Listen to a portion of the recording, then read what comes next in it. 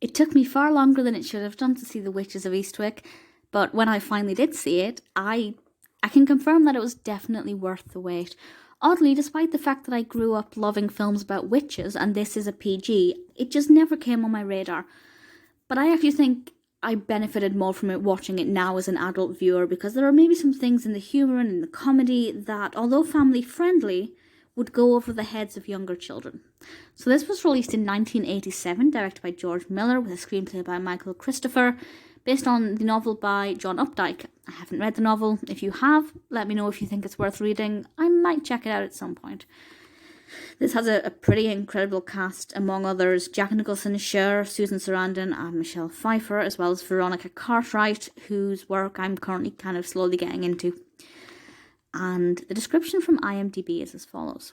3 single women in a picturesque village have their wishes granted at a cost when a mysterious and flamboyant man arrives in their lives. That's quite vague. Basically, these 3 women, these magically, electrically charged women, meet Daryl Van Horne, played by Jack Nicholson, and they all begin to spend time with him. And then we have some magic. We have some magic happening. And that's all I really want to say about this, because I don't really want to spoil much. He impacts the 3 women in different ways, and we get to see them having great character development. Whether or not we like Daryl as a character is questionable. Sometimes I feel like he's likeable, and sometimes I think he's not meant to be likeable. So it's kind of an unusual relationship we have with him as a viewer. But mainly, it's about these 3 women and how they are changing him around him.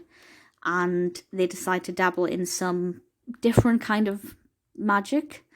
And hoping that, they hope that certain things will come about.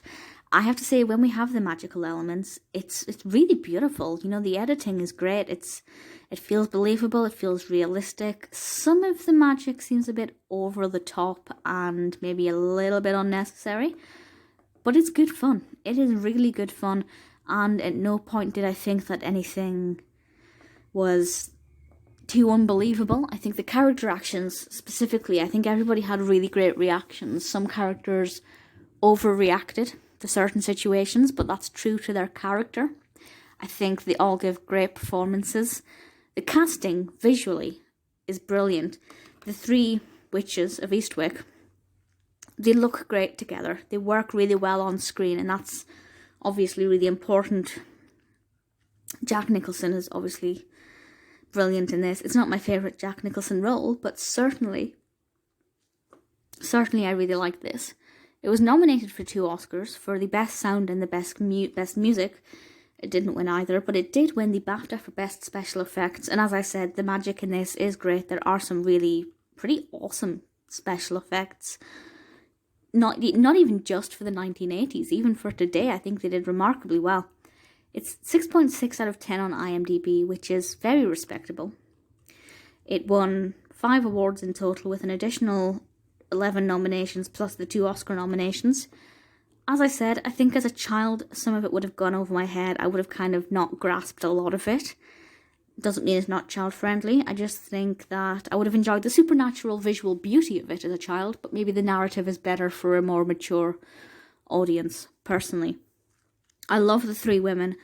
I love how they respond to Daryl, and obviously this is a man making them feel better about themselves, and I think this is anti-feminist, but actually if you follow the story and stick with it, it's really great.